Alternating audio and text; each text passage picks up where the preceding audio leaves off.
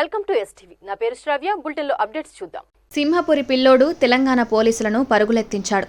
కూలి పనుల కోసం తెలంగాణ వచ్చి చెరువులో శవమై తేలాడని సమీప కూలీలు చెప్పడంతో హడావిడిగా పరుగు తీసిన పోలీసులు షాక్కు గురై నోరెళ్లబెట్టారు. తెలంగాణలోని హనుమకొండ పట్టణం కోవెలకుంట చెరువులో శవమై పడి ఉన్న వ్యక్తి సమాచారాన్ని స్థానిక పోలీసులకు అందించారు గ్రామస్తులు. పరుగున వచ్చి పోలీసుల శవాన్ని నీటి నుండి వెలుపలకు తీసే క్రమంలో జరిగిన ఘటనకు హడలిపోయారు.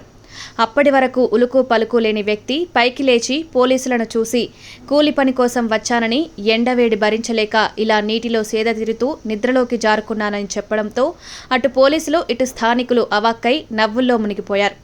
పోలీసులను హడలెత్తించిన ఈ వ్యక్తి నెల్లూరు జిల్లా కావలి పట్టణానికి చెందినవాడని తెలిసింది.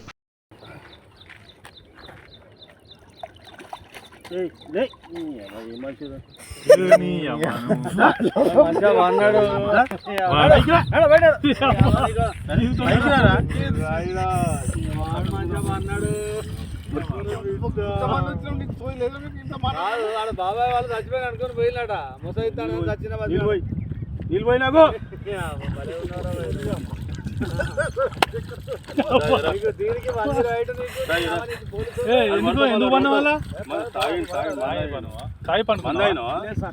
ఎందుకు అనుకున్న వాళ్ళ ఈ చల్లదనానికి ఎండకు చేయలేక కన్నీకి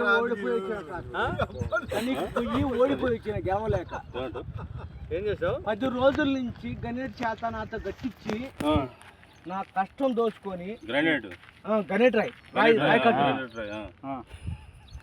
నాకు అంటే డబ్బులు ఇచ్చారు కానీ క్షమ. ఇవి ఇప్పటి వరకు ఉన్న bulletin updates. Keep watching STV.